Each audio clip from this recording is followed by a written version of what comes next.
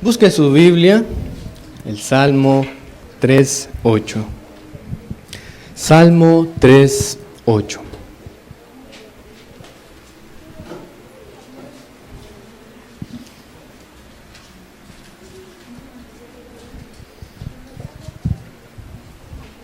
¿Lo tiene? Salmo 3:8. Dice así: la salvación es de Jehová, sobre tu pueblo sea tu bendición. Leámoslo juntos, no la cierre. La salvación es de Jehová, sobre tu pueblo sea tu bendición. Amén. Tengamos un momento en la presencia de Dios en oración. Amantísimo Padre Celestial, mi Señor y Dios, gracias. Gracias por la vida que hoy nos permite. Gracias por llegar a este penúltimo día de este año, Señor. Gracias porque hasta aquí nos ha ayudado. Y confiamos, Señor, en que nos seguirá ayudando, pues tenemos promesas, Señor, en su palabra que nos consuelan, nos dan seguridad, Señor, que sigue trabajando en nosotros hasta llegar a ser conformados a la imagen de su Hijo. Es ese gran propósito del cual no somos dignos, Señor, pues como hombres depravados y pecadores, lo que merecemos, justo castigo, es el infierno, es el estar separado de ti. Pero por tu gracia, Señor, por tu voluntad, nos has salvado. Gracias, Señor. Perdone nuestras faltas, nuestros pecados. Ayúdenos, Señor, a meditar en este tema. Ayúdeme a mí. Úseme, Señor, como instrumento en el cual, Señor, hoy hable a su iglesia y la edifique fielmente, Señor, en su palabra. Ayúdenos, Señor. Oh Santo Espíritu, toma control, Señor, de nuestras mentes, de nuestros corazones, de nuestros pensamientos. Que todo nuestro ser, Señor, pueda estar cautivo a la expectativa, Señor, de tu palabra, de lo que tú quieres enseñarnos en esta noche, que podamos ser edificados. Gracias, Señor. Gracias. Te alabamos y te bendecimos. En el nombre de Jesús. Amén. Amén. Bien, hermano, puede sentarse. Hermanos, si es posible, pudiesen habilitar un micrófono adicional.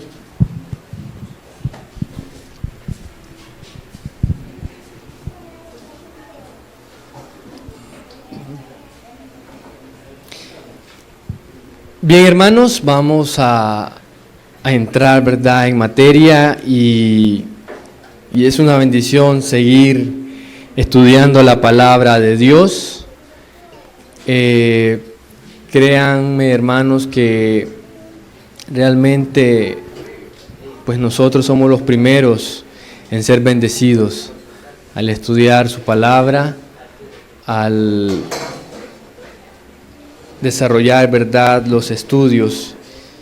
Y como bien daba testimonio hermano Alejandro el día martes, ese tiempo que se dedica para Dios ha sido de gran bendición en nuestra vida, porque nos ha permitido conocerlo un poco más a Él y ser edificados, y que el propósito, hermanos, de estos estudios pues sea que la iglesia sea edificada en la palabra de Dios, que la iglesia pueda conocer cada vez más a su Dios. Ese es el propósito. Bien, hermanos, y entonces hoy llegamos al capítulo 18 de la Confesión Bautista de Fe de 1689, y esta noche vamos a tratar el tema sobre la seguridad de la gracia y de la salvación.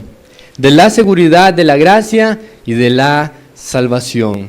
Y realmente, hermanos, este tema, como los anteriores, pues están interrelacionados, están unidos el uno al otro. Si bien recuerdan, el tema anterior fue de la perseverancia de los santos, de cómo Dios, ¿verdad?, hace que sus escogidos, a quienes Él ha hecho derramar su amor en sus corazones, los hace perseverar, ¿verdad? Y aquí vemos, podemos decir, dos acciones de que Dios conserva, Dios preserva a su pueblo, Dios preserva a sus hijos y hace posible que el creyente, que el cristiano, que ese hijo de Dios pueda perseverar en los caminos de Dios hasta el final.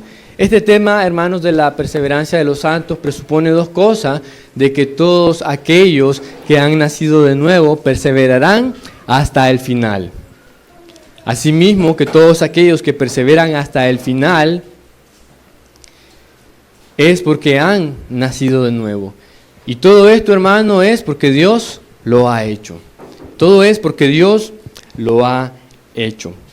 Tuvimos allí un texto base en el Salmo 3, Salmo 3:8, y dice: la salvación es de Jehová. La salvación es de Dios, la salvación es del Señor. Al menos tres veces en la Escritura se dice literalmente así esta frase, esta expresión, que la salvación es del Señor. Lo dice allá en Jonás y lo dice también en Apocalipsis.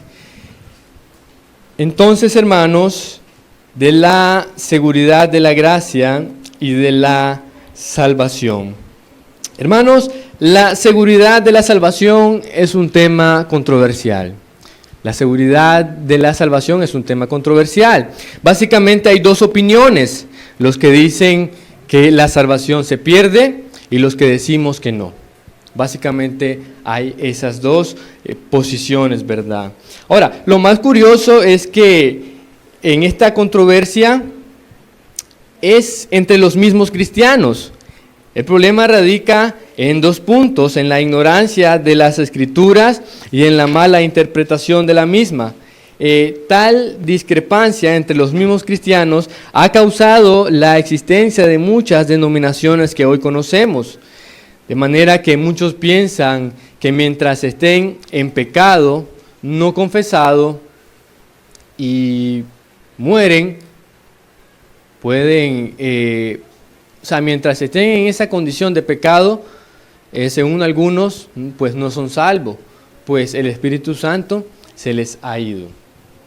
Entonces retroceden a lo que es el Antiguo Testamento, ¿verdad? Cuando el Espíritu Santo no estaba morando permanentemente en los cristianos, en los creyentes, sino que solamente era enviado, ¿verdad? Y en un momento dado, en una persona en particular, el Espíritu Santo venía sobre él, lo usaba para dar un mensaje o para dar una acción.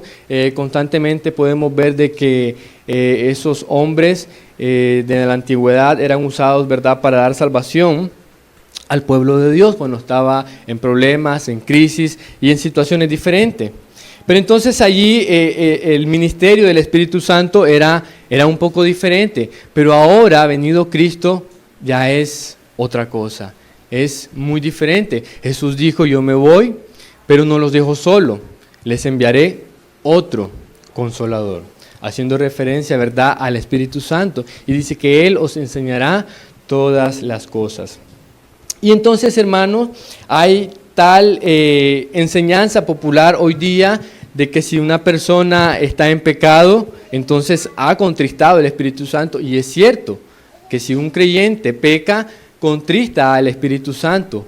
Pero lo que se dice es de que entonces el Espíritu Santo se va, no está. Entonces, Si en ese momento y tiempo de que la persona está sin el Espíritu Santo muriera, entonces esa persona no es salva y terminaría, ¿verdad?, en el infierno.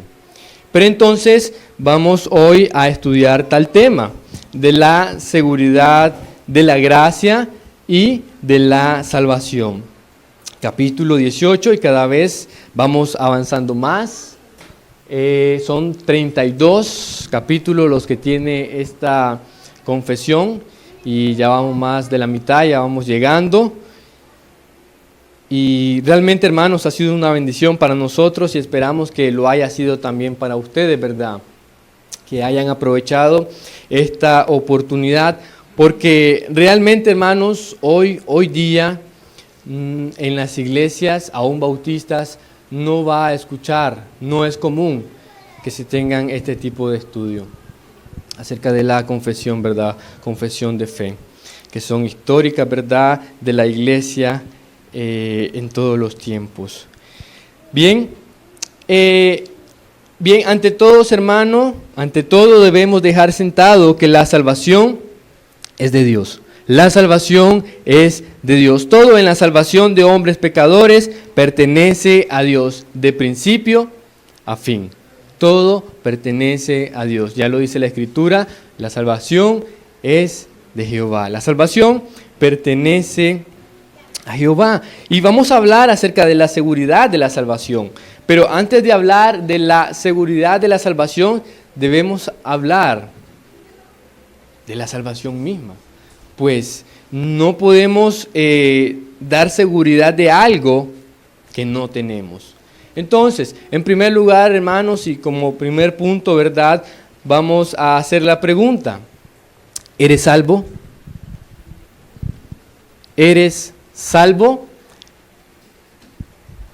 Antes de dar una seguridad, debemos saber primero si somos salvos. Debemos entender primero si somos salvos. No estamos preguntando de que si usted es cristiano o se considera cristiano. No estamos preguntando de que si usted visita una iglesia, si usted es miembro de una iglesia, si es miembro activo de una iglesia. No. Eso todo el mundo lo puede ser. Cualquier persona. La pregunta ¿es usted salvo? Esa es la pregunta. ¿Es usted salvo? Y debemos hacer la pregunta: ¿cómo saber si soy salvo? ¿Pudiera alguien decir: yo creo que soy salvo por esto y esto? Estamos hablando del tema de la salvación, ¿verdad? ¿Es usted salvo? ¿Alguien tiene tal seguridad y tal certeza?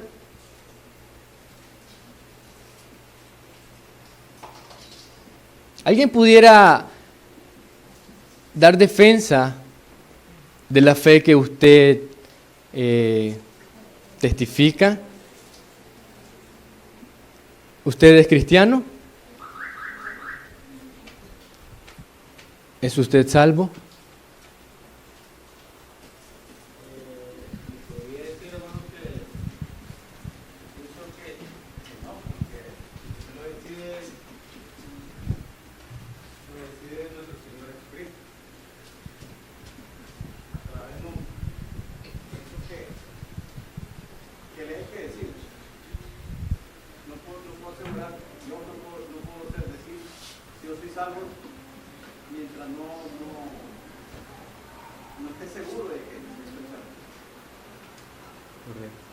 Y esa es la cuestión, saber.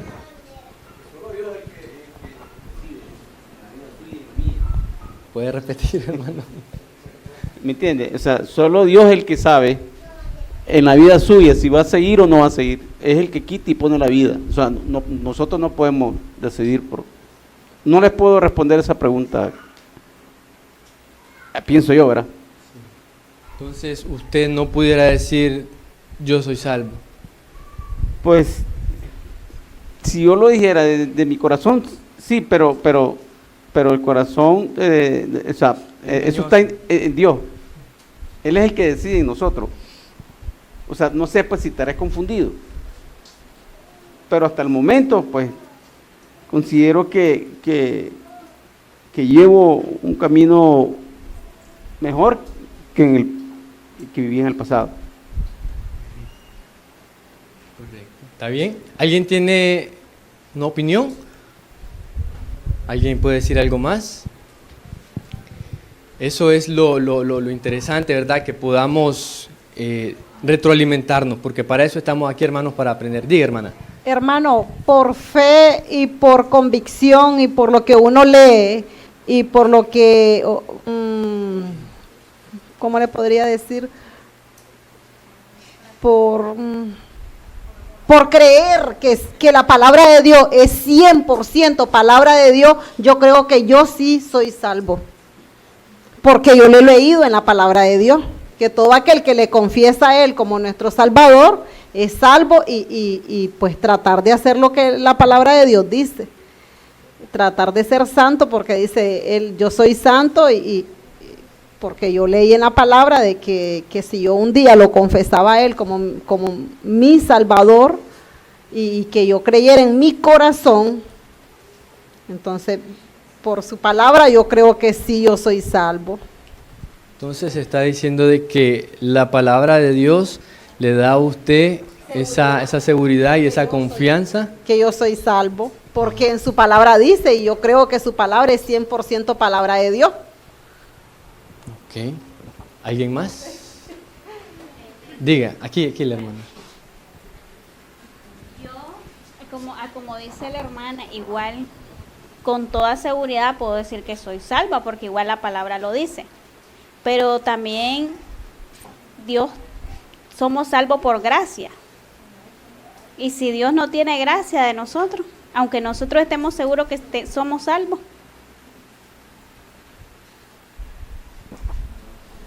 Ok. ¿Alguien más? Es que Dios pone el querer y el como que el deseo. Si no fuera por la voluntad de Dios, yo estuviera en mi casa haciendo mis quehaceres, haciendo el gallo pinto, viendo novelas. Entonces yo creo que Diosito es el que pone el amor en nosotros, el sentir, el querer, la necesidad de buscarlo a Él. Y a veces por agradecimiento también nosotros estamos aquí, porque un día, antes de que yo le recibiera a Él como mi Salvador, yo le pedí perdón a Él de corazón y estoy tratando de ser una mujer diferente. Y yo creo que Él es el que pone el querer, porque por nuestra propia voluntad yo estuviera en mi sillón viendo novelas. Ok, muy sincera la hermana, ¿verdad? Muy bien. Ve, hermanos, entonces esto es verdad lo interesante de abordar este tipo de temas, ya que muchas veces se tienen dudas, hay opiniones, ¿verdad?, que uno puede llegar a concebir y aún así tal vez aún tener cierta duda y tal vez no la abordamos. Los bautistas se caracterizan, hermanos, por confesar y defender la seguridad de la salvación en los creyentes. Normalmente los bautistas, ¿verdad? Entonces, como dijimos, el tener una ignorancia de la Escritura y una mala interpretación de las mismas ha conllevado a de que se creen diversas denominaciones y grupos religiosos, en el que mientras están activos en la iglesia, entonces tienen en ese momento la seguridad y tal vez la confianza de decir, soy salvo, estoy perseverando. Y normalmente se adjudican a aquel versículo que dice, el que persevera hasta el fin, será salvo, será salvo. Entonces, lo ven como algo futuro, lo ven como algo de que tengo que perseverar y tengo que demostrar, y entonces seré salvo. Porque ahorita nadie sabe. Ahorita, y eso es normal, hermano. Recuerde, si quizás usted ha predicado el Evangelio y ha platicado con otras personas. Y le podemos preguntar, si usted muriera ahorita, ¿a dónde iría? Muchas personas dicen, no sé, solo Dios sabe, yo no puedo decir eso. Hay otras que dicen al infierno. Pero lo dicen riendo, lo dicen de una manera tranquila. Entonces también en eso notamos que hay cierta ignorancia, porque ¿quién puede decir algo, verdad, con gracia, con risa, sabiendo que es algo malo? Entonces, verdad, hay bastante, se puede decir, desconocimiento acerca del tema. Y es que realmente la pecaminosidad del hombre y la conciencia de uno mismo lo llega a acusar.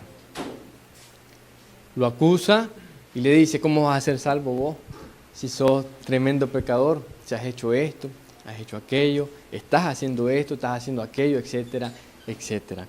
Hermanos, pero el propósito y objetivo de esta clase, y verdad, y como también lo enseña, aparte de las Escrituras, es de que el creyente, hermanos, puede tener una seguridad. El creyente puede tener confianza y una certeza de su salvación. Y eso es lo que vamos a tratar de ir desarrollando poco a poco en los 3 puntos, ¿verdad?, que tenemos para este tema. Y ahí tenemos el primero: eres salvo. Entonces, bien, podemos hacer otra pregunta: ¿cómo saber si verdaderamente soy salvo? ¿Cómo saber si verdaderamente soy salvo? Se dice que hay más de 100 versículos bíblicos para demostrar la seguridad de salvación en un creyente. ¿Cómo saber si soy salvo? ¿Cómo saber si verdaderamente soy salvo? Y ahí tenemos, hermanos, algunos puntos, ¿verdad? Algunos elementos que podemos decir para responder esta pregunta. Y todo, hermanos, se va a basar en evidencias. Ahora, ¿cómo saber si verdaderamente soy salvo? En primer lugar, ¿has nacido de nuevo? ¿Has nacido de nuevo? Hermanos, acá en esta iglesia se ha hecho un énfasis, mucho énfasis en el nuevo nacimiento, en la regeneración de los pecadores. ¿Por qué? Porque esa es la base de la salvación. El nuevo nacimiento es la base de la salvación, porque de allí vienen en cadena muchas otras cosas. Y poco a poco, ¿verdad?, las hemos visto, como la conversión, la justificación, la adopción y anteriormente la perseverancia de los santos. Y por último, ¿verdad?, lo que viene siendo ya la glorificación del creyente. La glorificación del creyente. Entonces, ¿cómo saber si verdaderamente soy salvo? ¿Has nacido de nuevo? ¿Cómo podemos saber si has nacido de nuevo? Y ahí tenemos, hermanos, 4 puntos y, verdad, con sus bases bíblicas. Así que les pido, verdad, que se pongan las pilas con los textos bíblicos. Primera de Juan 4:7 y 5:1. Primera de Juan 4:7 y 5:1. Ahora, recuerde esto, tenemos que echar un vistazo atrás. ¿Quién era usted antes? ¿Quién era usted? ¿Cómo era su vida antes? ¿Y cómo es ahora? Entonces, partiendo de ahí, ¿cómo saber si he nacido de nuevo? Primero, porque ahora ama a Dios. Porque ahora ama a Dios. ¿Antes amaba a Dios? No. ¿Qué dice la Escritura? Antes éramos enemigos de Dios. Éramos enemigos de Dios. Pregunto, ¿los enemigos se aman? No. Absolutamente. ¿Lo tiene ahí? 1 Juan 4:7.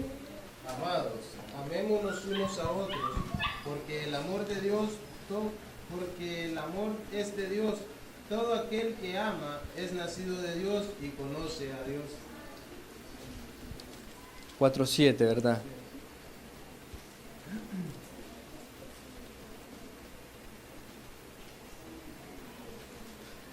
Sigue diciendo el 8, el que no ama no ha conocido a Dios, porque Dios es amor. En esto se mostró el amor de Dios para con nosotros, en que Dios envió a su Hijo unigénito al mundo para que vivamos por Él. El versículo 19, nosotros le amamos a Él.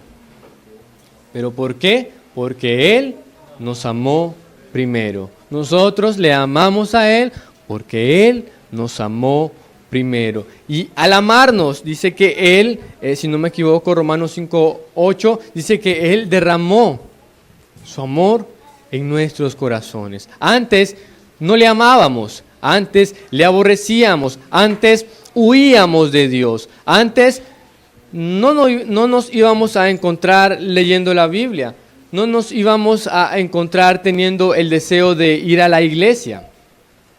Antes no había ninguna atracción de Dios hacia nosotros. Pero ahora ha ocurrido algo. Aquel que es salvo ha nacido de nuevo. Y al nacer de nuevo, una nueva naturaleza le ha sido comunicado a esa vida, a esa persona. Entonces ahora ya hay afectos hacia Dios. Ahora ya Dios para él es atractivo, como dice el apóstol Pedro, de que para él es precioso. Dios para él es precioso. Y 5.1, ¿alguien lo tiene? Todo aquel que cree que Jesús es el Cristo es nacido de Dios. Y todo aquel que ama al que engendró, ama también al que ha sido engendrado por él. Amén. Está hablando de aquel que ha sido engendrado de Dios. ¿Y qué pasa? Santiago hace referencia a eso, de que no somos engendrados de simiente incorruptible, sino de simiente corruptible. Déjenme lo busco a la letra.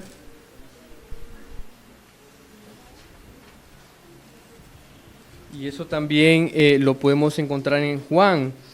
Juan dice, mas a todos los que le recibieron, a los que creen en su nombre, les dio potestad de ser hechos hijos de Dios, los cuales, dice, no son engendrados de sangre, ni de voluntad de carne, ni de voluntad de varón, ni de voluntad de varón.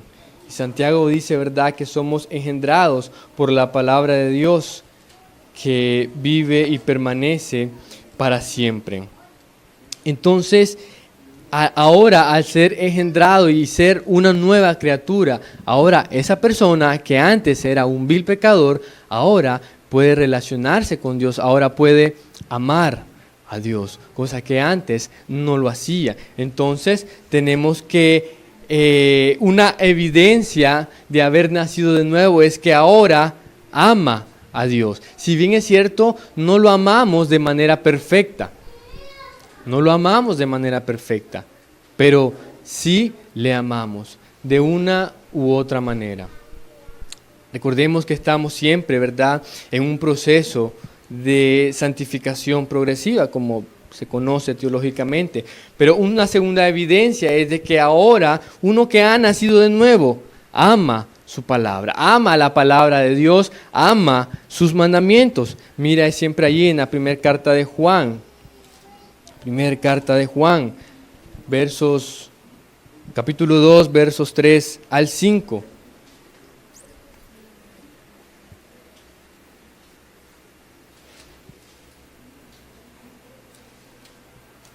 ¿Alguien lo tiene?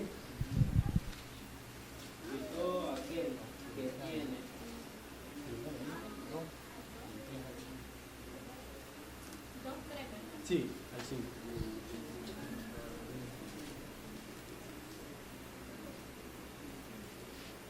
Y en esto sabemos que nosotros le conocemos si guardamos sus mandamientos. El que dice, yo le conozco, y no guarda sus mandamientos, el tal es mentiroso y la verdad no está en él.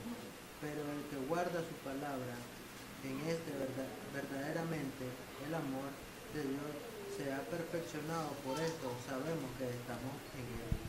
Amén. Muy interesante. Al final, verso 5, por el que guarda su palabra, en este verdaderamente el amor de Dios se ha perfeccionado. Por esto sabemos que estamos en Él. Por esto, el guardar la palabra de Dios es una evidencia de estar en Cristo. Es una evidencia de uno que ha nacido de nuevo. Es una evidencia de uno que ha pasado de muerte a vida. Es una evidencia de uno que ahora es nueva vida en Cristo. Pues 2 Corintios 5:17 dice, de modo que si alguno está en Cristo, nueva criatura es, las cosas viejas pasaron, he aquí todas son hechas nuevas. Entonces ahí tenemos una segunda evidencia de uno que ha nacido de nuevo. Una tercera evidencia, podemos decir, de que ama a sus hermanos, ama a sus hermanos. Mira allí siempre en el capítulo 2 de Primera de Juan, versos 9 al 11. 9 al 11.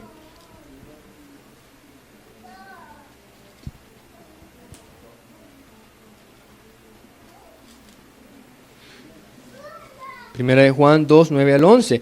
Y dice, el que dice que está en luz y aborrece a su hermano, está todavía en tinieblas. El que ama a su hermano permanece en la luz, y en él no hay tropiezo.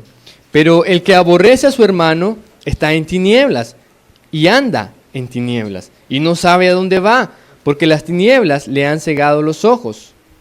Porque las tinieblas le han cegado los ojos. Uno que no ama a sus hermanos no se puede decir de que es uno que ha nacido de nuevo. Y mire lo que dice el capítulo 3, versos 14 y 15.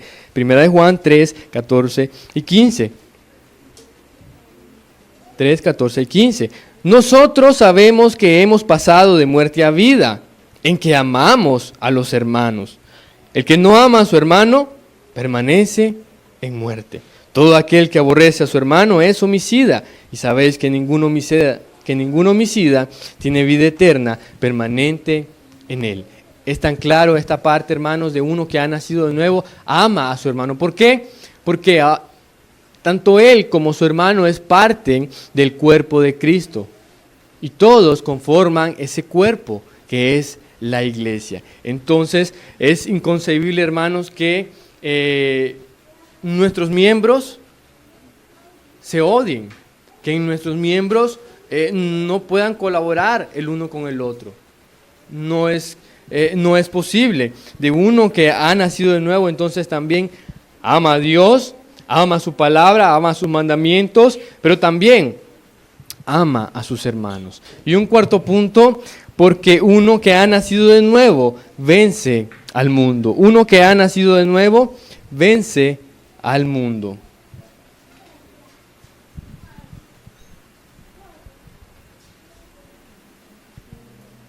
Primera de Juan 5, 4 y 5. 5, 4 y 5. ¿Lo tiene?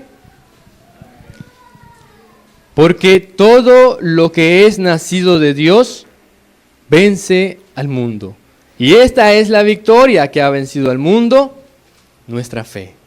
Nuestra fe. Todo el que es nacido de Dios vence al mundo. Y esta es la victoria que ha vencido al mundo. No yo mismo, no mis fuerzas, sino nuestra fe. Y recuerde que esa fe no es propia de nosotros mismos. Esa fe también es una gracia de Dios. Esa fe también es un regalo de Dios. Dios la da, la fe también. Entonces, ¿cómo saber si he nacido de nuevo? Porque ama a Dios, porque ama su palabra, ama sus mandamientos. Para él no son gravosos, porque ama a sus hermanos, el resto del cuerpo de Cristo, porque vence al mundo. ¿Puede regresar, hermano, por favor, a la diapositiva? Entonces, ¿cómo saber si verdaderamente soy salvo? En primer lugar, ¿has nacido de nuevo? ¿Cómo saber si he nacido de nuevo? La siguiente, por favor. ¿Cómo saber si he nacido de nuevo? Porque ahora ama a Dios, porque ahora ama su palabra y sus mandamientos, porque ahora también ama a sus hermanos, pues no es de que le salvó a alguien y va a seguir en el mundo. No, Las cosas viejas pasaron, dice, y aquí todas son hechas nuevas. Ahora ha sido injertado en un pueblo, en un nuevo cuerpo, el cuerpo de los creyentes, ¿verdad? Llamado la iglesia. Entonces, como segundo punto, ¿cómo saber si verdaderamente soy salvo? Uno que ha nacido de nuevo. Y en segundo lugar, ¿ha habido un cambio en tu vida? ¿Ha habido un cambio en tu vida? Y eso es algo, hermanos, que solamente cada uno de nosotros podemos responder. Y esto es una evidencia de uno que verdaderamente es salvo. Mire, no estamos hablando de una reforma, externa. No estoy hablando de que sí, ya dejé aquel vicio que por tantos años lo tuve. Los de Alcohólicos Anónimos lo pueden lograr por algún tiempo. Póngale que lo deje. Pero el que haya dejado ese vicio no salva su alma. Diferente es de uno que sí ha sido salvo y ha cambiado su vida totalmente. Su vida ha sido transformada. Su vida ha sido transformada. Ha habido un cambio en tu vida y tuvieron la lectura bíblica allí en Tito 3 al 7. Y mire, qué interesante si le puso atención. Cuando dice, porque nosotros también éramos en otro tiempo insensatos, rebeldes, extraviados, esclavos de concupiscencias y deleites diversos, viviendo en malicia y envidia, aborrecibles y aborreciéndonos unos a otros. Esa es una clara descripción de quienes éramos antes. Versículo 4. Pero cuando se manifestó la bondad de Dios, nuestro Salvador, y su amor para con los hombres, versículo 5, nos salvó. Nos salvó. En un tiempo vivimos totalmente alejados de Dios, desenfrenados, viviendo nuestra vida a nuestra propia manera, y entonces éramos nuestros propios reyes y éramos quienes decidíamos por nosotros mismos. Pero cuando se manifestó la bondad de Dios nuestro Salvador, y su amor para con los hombres, nos salvó. Porque me porté bien, porque entendí que estaba mal, porque ese camino que me llevaba al infierno. No, pues el hombre impío está cegado, su entendimiento está nublado, su entendimiento está entenebrecido, está ciego espiritualmente, no puede discernir las cosas de Dios, no puede discernir su mismo camino. Porque hay caminos que al hombre le parecen derechos, pero su fin, dice, es camino de muerte. Proverbios 14, 12 y 16. Entonces el hombre no entiende su camino y no lo discierne, porque para él está bien. Pero es hasta que Cristo viene, ¿verdad?, en el tiempo de Él, pero cuando se manifestó la bondad de Dios, dice, nos salvó. Y no por obras de justicia que nosotros hubiéramos hecho, sino por su misericordia, por el lavamiento de la regeneración y por la renovación en el Espíritu Santo. Y entonces, como dice el apóstol Pablo en Romanos 5, ¿verdad?, fuimos reconciliados ahora con Él. Hubo allí un intermediario que medió entre ambas partes y dio solución a aquel problema de enemistad que había entre Dios y nosotros. Aquel problema que no nos dejaba acercarnos a Dios porque no queríamos ni podíamos. Pero ese intermediario, que es Jesucristo, el único mediador entre Dios y los hombres, lo logró, ¿verdad? Y dice, nos salvó. Nos salvó. Da evidencia, ¿verdad?, segura de que en un tiempo vivíamos de esta manera, desenfrenada, pero cuando Dios se nos manifestó y por su gracia, dice que nos salvó. No sin antes, dice, el lavamiento de la regeneración y el Espíritu Santo, ¿verdad? Y ya esto lo hemos estudiado en otros estudios, ¿verdad?, de cómo va la cadena de la salvación, de cuando se da el llamado a aquella persona, a aquel pecador, y entonces aquella persona puede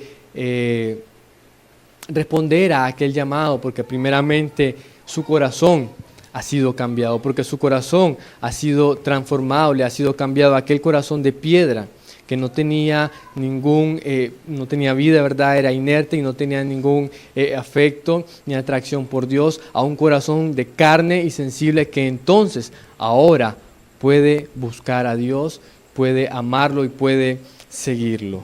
Entonces, ¿ha habido un cambio en tu vida? Mire cómo da testimonio acá el apóstol Pablo a Tito. Nos salvó de lo que eran antes. Pero también podemos ver más allá en 1 Corintios 6, 9 al 11. Si lo tiene, léalo, por favor.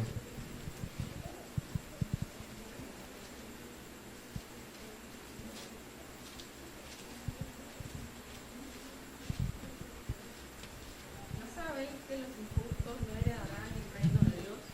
No erréis, ni los fornicarios, ni los idólatras, ni los adúlteros, ni los afeminados, ni los que se echan con varones, ni los ladrones, ni los ávaros, ni los borrachos, ni los maldicientes, ni los estafadores heredarán el reino de Dios. Y esto eras algunos, mas ya habéis sido lavados, ya habéis sido santificados, ya habéis sido justificados en el nombre del Señor Jesús y por el Espíritu de nuestro Dios. Amén. Mire qué lista la que da el apóstol Pablo de la condición de los hombres naturales, los hombres sin Dios, injustos, fornicarios, idólatras, adúlteros, afeminados, los que se echan con varones, ladrones, ávaros, borrachos, maldicientes, estafadores. Ninguno de ellos que son injustos heredarán el reino de Dios. Y esto dice, erais algunos, mas ya habéis sido lavados, ya habéis sido santificados. Eso lavado se refiere a la regeneración. Ya habéis sido lavados, ya habéis sido santificados, ya habéis sido apartados ahora de estar en aquel mundo de pecadores. Ahora ha sido apartado y ahora está en la iglesia. Ya habéis sido justificados. Ya estudiamos también este tema, ¿verdad?, de la justificación y lo que significa esa nueva posición que tenemos en Cristo Jesús, de ser considerados justos delante de Dios. Ser considerados justos delante de Dios. Es una sentencia judicial, ser considerados justos delante de Dios. En el nombre del Señor Jesús y por el Espíritu de nuestro Dios. Hermanos, si usted ha habido en su vida un cambio de vida y ha experimentado una transformación tal de que usted en otro tiempo corría así como lo describe, ¿verdad?, el apóstol Pablo en esas 2 cartas, pero ahora es diferente. Y no solamente una mera reforma, no solamente que ha dejado un vicio, sino que ahora ha habido realmente un cambio. Esa es una evidencia de alguien que ha sido salvado. Esa es una evidencia de alguien que ahora es hijo de Dios. Pero mira, hay otro ejemplo. Primera de Tesalonicenses 1:9. Primera de Tesalonicenses 1:9.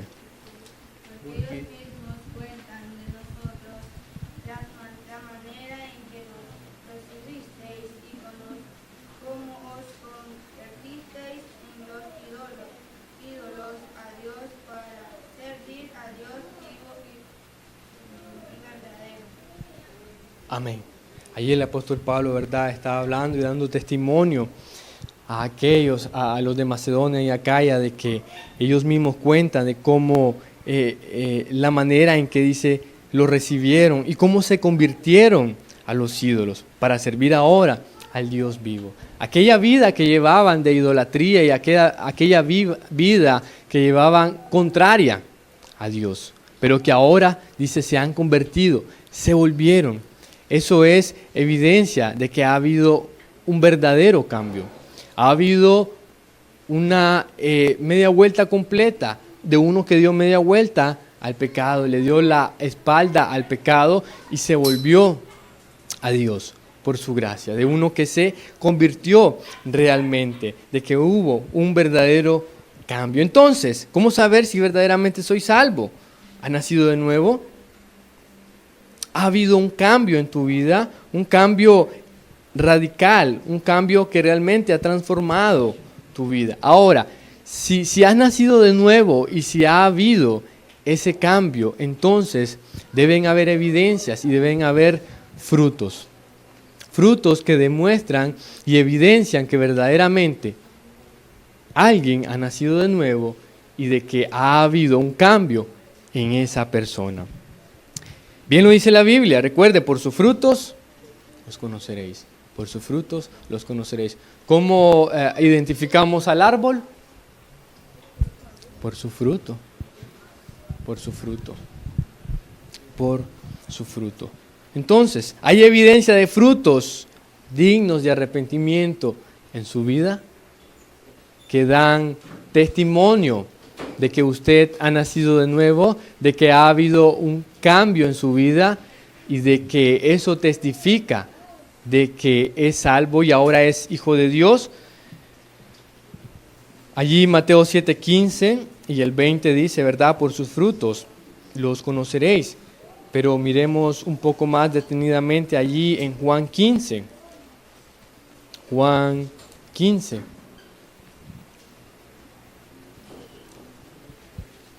Mateo 7:15 al 20 habla de por sus frutos los conoceréis. Ahora mire allí Juan 15. Jesús les dijo, yo soy la vid verdadera y mi Padre es el labrador. Todo pámpano que en mí no lleva fruto lo quitará, y todo aquel que lleva fruto lo limpiará para que lleve más fruto. Ya vosotros estáis limpios por la palabra que os he hablado. Permaneced en mí y yo en vosotros. Como el pámpano no puede llevar fruto por sí mismo, sino que si no permanece en la vid, así tampoco vosotros, si no permanecéis en mí. Yo soy la vid, vosotros los pámpanos. El que permanece en mí y yo en él, éste lleva fruto, mucho fruto, porque separados de mí nada podéis hacer. El que en mí no permanece será echado fuera como pámpano, y se secará, y los recogen, y los echan en el fuego, y arden. Si permanecéis en mí, y mis palabras permanecen en vosotros, pedid todo lo que queréis, y os será hecho. En esto es glorificado mi Padre, en que llevéis mucho fruto, y seáis así mis discípulos. Seáis así mis discípulos. Hermanos, el propósito, ¿verdad?, de la salvación, como principal propósito es conformarnos a la imagen de Cristo. Pero eso, ¿verdad?, lleva un proceso en la vida del creyente, en que uno que ha nacido de nuevo y uno que ahora es salvo y es hijo de Dios, va a dar fruto, va a dar evidencia de que ahora es hijo de Dios.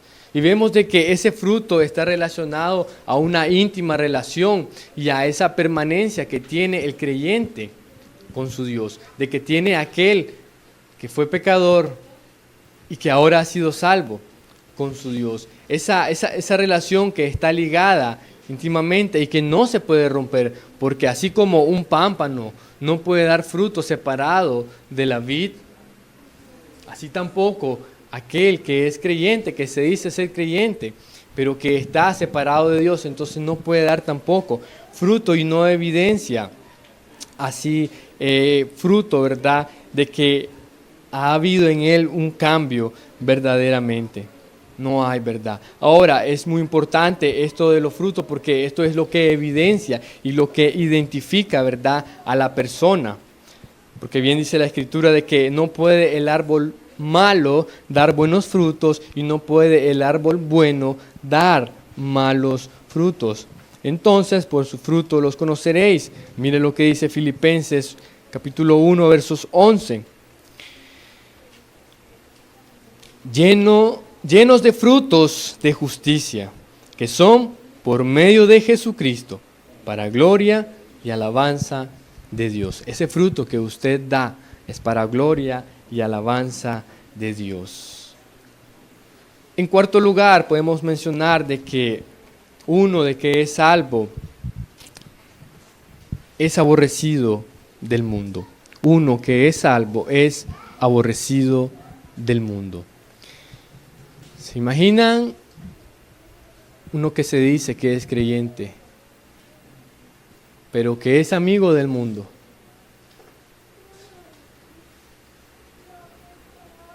¿Qué comunión Cristo con las tinieblas? Siempre allí en Juan 15. Uno que es salvo es aborrecido del mundo. No sé si a usted esto le llama la atención, pero así lo declara la Escritura. Mire, Juan 15, 18 al 20. Juan 15, 18 al 20, léalo allí. Ya no os llamaré siervos.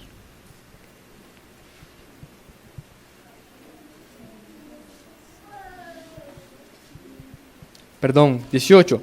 Si el mundo os aborrece, sabed que a mí me ha aborrecido antes que a vosotros. Si fuerais del mundo, el mundo amaría lo suyo. Pero porque no sois del mundo, antes yo os elegí del mundo. Por eso el mundo os aborrece.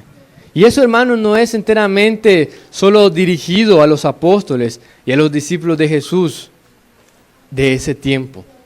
Si usted es un discípulo de Jesús, es un seguidor de Jesús, entonces esto también es para usted. Entonces podemos ver claramente de que no puede haber allí una relación de amistad y aún más que eso en uno que se dice ser creyente con el mundo. Uno que se dice ser creyente con el mundo. No puede ser, porque dice allí en 16:33, en el mundo tendréis aflicciones, pero confiad, yo he vencido al mundo. Hermanos, alguien que se dice ser cristiano, pero en su vida, podemos decir, le va bien, no le pasa nada, no tiene problemas, no tiene pruebas, no tiene dificultades. No le va mal en ningún sentido. Si comparamos a uno que se dice cristiano, hoy día, sí, lo comparamos a un cristiano, a como lo enseña la Biblia, ¿hay alguna relación? ¿Hay alguna similitud? Ninguna, hermanos. Aquellos primeros cristianos sufrían. Su fe era puesta a prueba. Y allí ser cristiano no era cualquier cosa. Allí ser cristiano no es, ¿verdad?, como hoy día que, es más, el país se identifica como cristiano.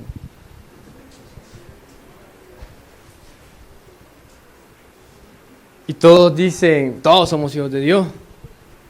Pero sabemos que la Escritura no enseña eso. Entonces, uno que es de Dios es aborrecido del mundo. Y uno que es de Dios también aborrece al mundo. Cuando decimos mundo, nos referimos al sistema, ¿verdad? Al sistema. No al planeta físico, no a las personas, no al sistema. Y recordemos que este mundo está bajo el dominio de Satanás. Entonces es a ese sistema al que nos tenemos que oponer. Es a ese sistema el que se opusieron miles de cristianos en la antigüedad. Y llegaron a dar sus propias vidas por su fe. Mire 2 de Timoteo 3:12. 2 de Timoteo 3:12.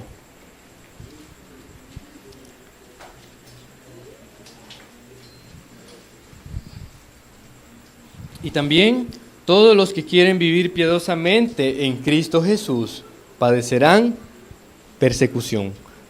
Padecerán persecución. Persecución de una u otra manera.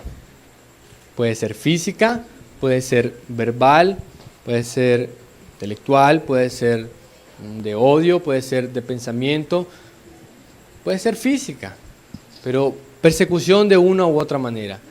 Hermanos, debemos de entender de que no somos los favoritos de este mundo.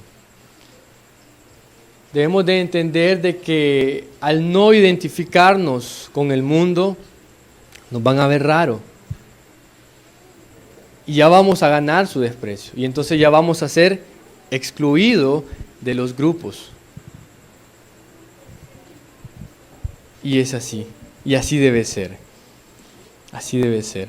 Entonces, uno que es salvo y es hijo de Dios, no puede tener compañerismo con este mundo, no puede ser identificado como uno de este mundo, porque o es creyente o es del mundo. Aquí no hay término medio, no hay tal cosa como cristiano mundano. No hay tal cosa como cristiano mundano. Entonces, haciendo un resumen, ¿eres salvo? ¿Cómo saber si verdaderamente eres salvo? Porque has nacido de nuevo. Y vimos que uno que ha nacido de nuevo ahora ama a Dios, ama su palabra, ama sus mandamientos, ama a sus hermanos. Vence el mundo.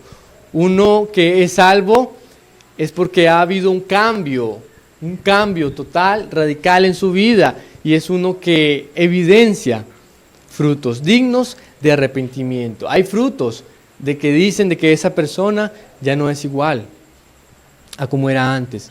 Y también porque uno que ahora es salvo es aborrecido del mundo. Es aborrecido del mundo. Entonces, ahora sí, tratando brevemente este tema, ¿verdad? De que si eres salvo, creo que ahora usted ya tiene una idea y ya puede tener un concepto en sí mismo por las Escrituras y responderse a sí mismo si es salvo o no, si ha nacido de nuevo, si ahora es hijo de Dios o no.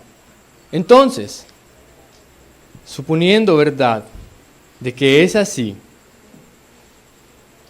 y esperamos que sea así, entonces ahora podemos dar seguridad de salvación. Y es nuestro segundo punto, seguridad de la salvación. Y entonces, ¿qué puede dar al creyente seguridad, una seguridad genuina? ¿Qué puede dar al creyente una seguridad genuina? Hermana Suya mencionaba una, es la palabra de Dios. ¿Qué le puede dar a usted seguridad? ¿Qué le puede dar a usted esa certeza de que es salvo y entonces no podrá perderse? Bueno, tenemos ahí en primer lugar la gracia de Dios. En primer lugar, la gracia de Dios. ¿Por qué? Mire, Romanos 6:23 dice, por cuanto todos pecaron, no, ese es 3:23. Porque la paga del pecado es muerte, mas la dádiva de Dios es vida eterna en Cristo Jesús, Señor nuestro. Romanos 6:23b. Mas la dádiva de Dios es vida eterna en Cristo Jesús, Señor nuestro. Mas el regalo de Dios es vida eterna en Cristo Jesús. Entonces, ¿qué le puede dar al creyente seguridad genuina? La gracia de Dios. ¿Por qué? Porque la gracia de Dios es un regalo para el pecador. Porque la gracia de Dios nos fue dada en Cristo. La gracia de Dios nos fue dada en Cristo. Usted recuerda Efesios 2, 8 al 10. 2, 8 al 10.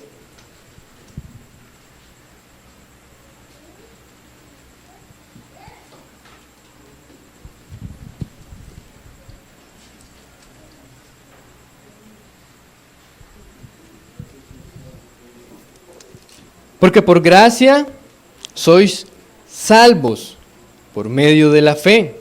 Una traducción más precisa sería porque por gracia habéis sido salvados. Porque por gracia habéis sido salvados. Por medio de la fe. Y esto no de vosotros, pues es don de Dios. No por obras, para que nadie se gloríe. Porque somos hechura suya, creados en Cristo Jesús, para buenas obras. Ya vimos el tema de las buenas obras, las cuales Dios preparó de antemano para que anduviésemos en ellas. Entonces, la gracia de Dios da al creyente seguridad. ¿Por qué? Porque es un regalo. Es un regalo, nos ha sido dada la gracia de Dios. Mire 2 de Timoteo 1:9, es un texto más exacto. 2 de Timoteo 1:9. Mire cómo comienza. ¿Quién nos salvó y llamó con llamamiento santo, no conforme a nuestras obras, sino según el propósito suyo, similar a Efesios, y la gracia que nos fue dada en Cristo Jesús? Y la gracia que nos fue dada en Cristo Jesús. ¿Cuándo fue dada esa gracia? Antes de los tiempos de los siglos, ¿verdad? Y el pastor desarrolló bastante ese tema de la elección, ¿verdad? Esa gracia que nos fue dada es garantía de seguridad, de salvación para nuestras vidas. Porque, hermano, la verdad es que el hombre es un beneficiario de la gracia de Dios. El hombre es un beneficiario de la salvación. ¿Por qué? Y por eso se da como un regalo. Yo le pregunto a las personas, ahí en base a 6:23 de Romanos, ¿por qué Dios da la vida eterna como un regalo? Mas la dádiva de Dios es vida eterna en Cristo Jesús, Señor nuestro. Porque Dios da la vida eterna como un regalo. ¿Por qué? Porque ese regalo no es algo, la vida eterna no es algo que la podamos ganar, no es algo que la podamos comprar o adquirir de una u otra manera. Y entonces, esa es la gracia de Dios que la da como un regalo. Y el hombre, el pecador, viene a ser un beneficiario, viene a ser un portador de tan maravilloso regalo que es la gracia de Dios. Y mire, y todo esto está perfectamente en armonía con el plan redentor de Dios desde antes de los siglos. Desde antes de nacer usted y yo, ya esa gracia de Dios en Jesucristo estaba reservada para usted y para mí. Que antes vivíamos una vida desenfrenada, pero que ahora, dice, pero cuando se manifestó la bondad de Dios, nos salvó en su tiempo, en su tiempo. Y aquí Timoteo dice, nos salvó y nos llamó con llamamiento santo. Entonces la gracia de Dios revelada en su tiempo al pecador que viene a ser un beneficiario, un portador de este maravilloso regalo. Entonces, hermanos, la gracia de Dios, que es un tema tan amplio, es un tema tan amplio, no es solamente la definición de un regalo de Dios. Ese regalo, hermanos, incluye muchas cosas. El cómo se dio, el por qué lo dio, el motivo, la razón, cómo Dios hizo para que lo recibiéramos, ¿verdad? Y todo eso va en el tema de la cadena de la salvación. Pero una segunda seguridad, hermanos, que puede dar, una segunda garantía que puede dar seguridad al creyente de su salvación es el Espíritu Santo. El Espíritu Santo. Somos templo y morada del Espíritu Santo. Templo y morada del Espíritu Santo. ¿Dónde dice eso en la Biblia?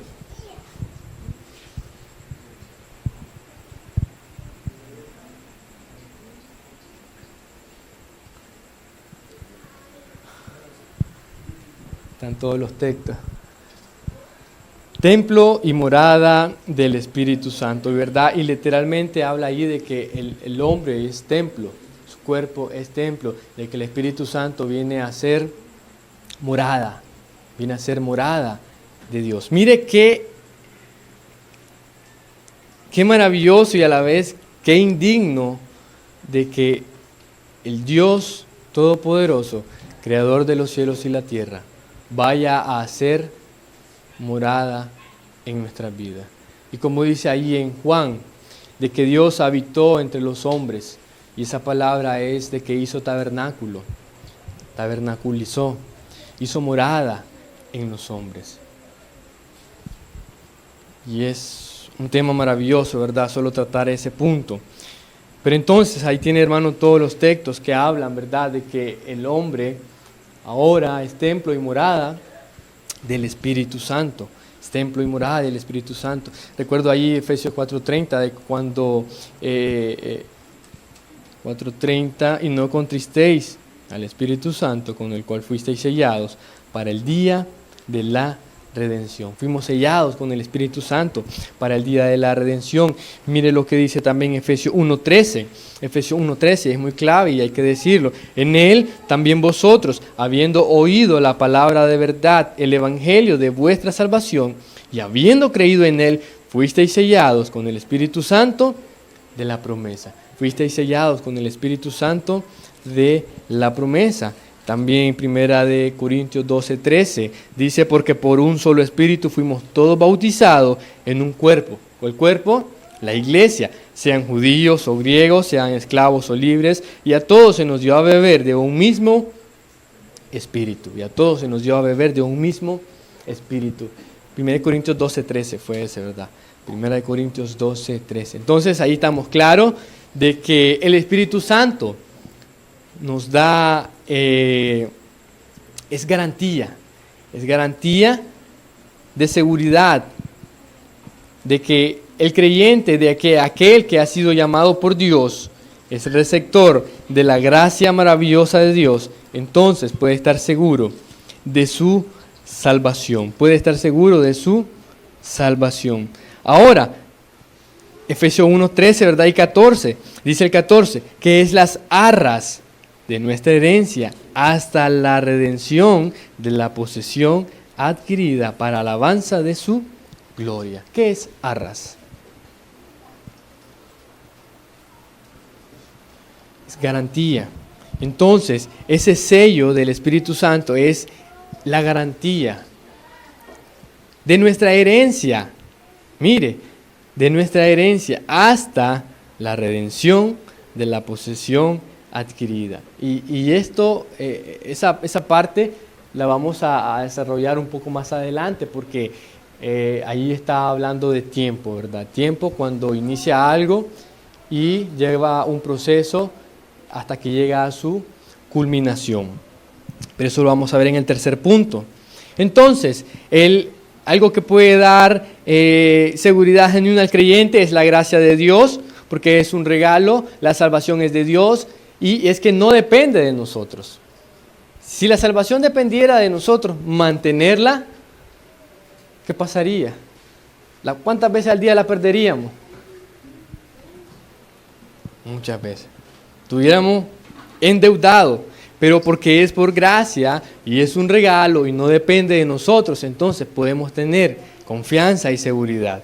Pero como dice, ¿verdad? O decía un teólogo que ya falleció, si la tienes, la salvación, no te pierdes. Pero si te pierdes es porque nunca la tuviste. Ahora, un tercer elemento de garantía que da seguridad genuina al creyente es su palabra. Se me olvidó ese, ¿verdad? Atrás, hermano, por favor. Si somos guiados por el Espíritu Santo, tiene que ser, ¿verdad? Tiene que ir ahí Romanos 8:14 al 17, Romanos 8:14 al 17. ¿Por qué? Porque el Espíritu Santo que mora en la persona no está ahí de adorno. Jesús dijo de que cuando Él viniera os enseñaría todas las cosas. Romanos 8:14 al 17. Dice, porque todos los que son guiados por el Espíritu de Dios, estos son hijos de Dios. Mire cómo da evidencia y da un resultado de que los que son guiados por el Espíritu de Dios, entonces son hijos de Dios. Pues no habéis recibido el espíritu de esclavitud para estar otra vez en temor, sino que habéis recibido el espíritu de adopción, por el cual clamamos, Abba, Padre.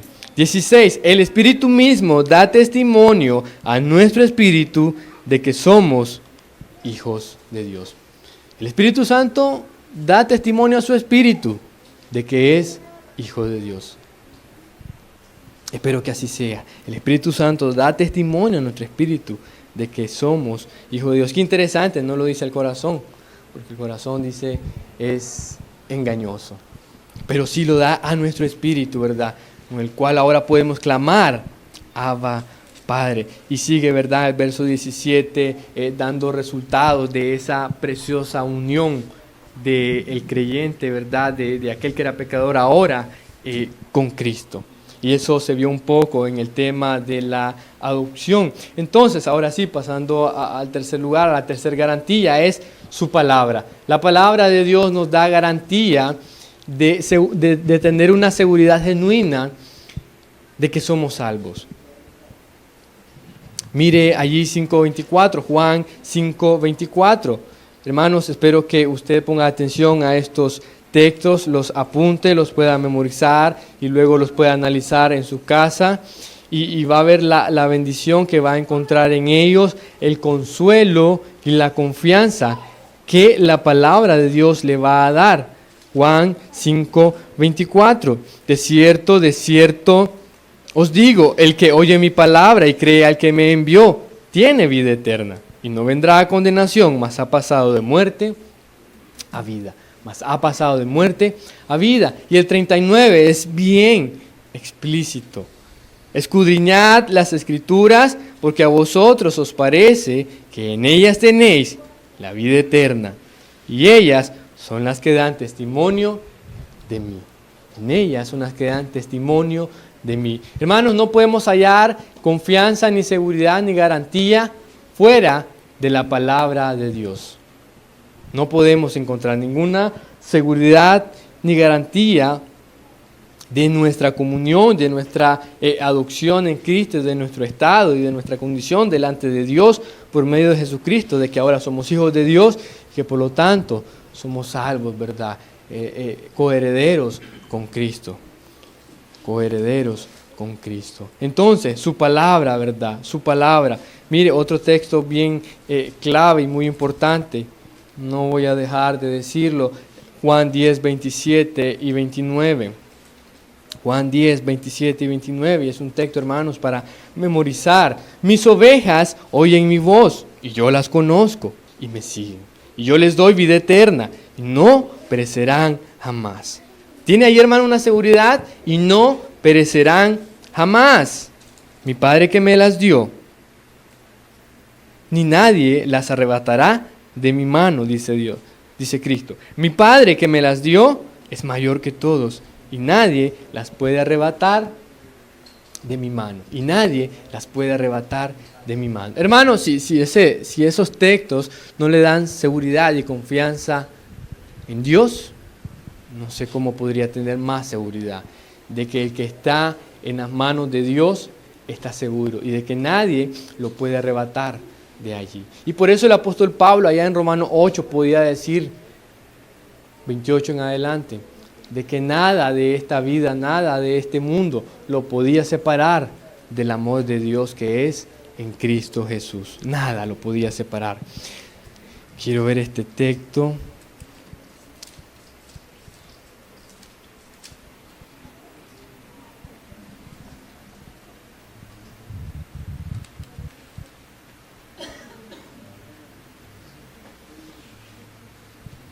Entonces,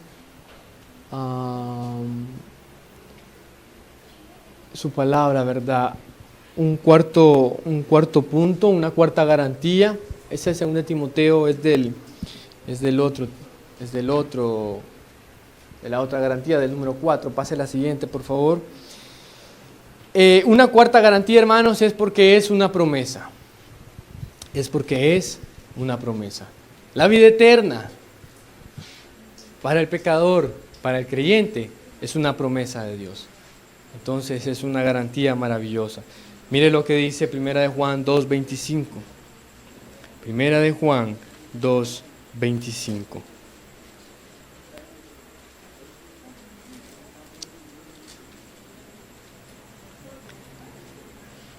Y esta es la promesa que Él nos hizo. ¿Cuál? La vida eterna. Y esta es la promesa que Él nos hizo, la vida eterna. Mire, este fue Juan. Mire lo que dice Pablo allá en Tito. Tito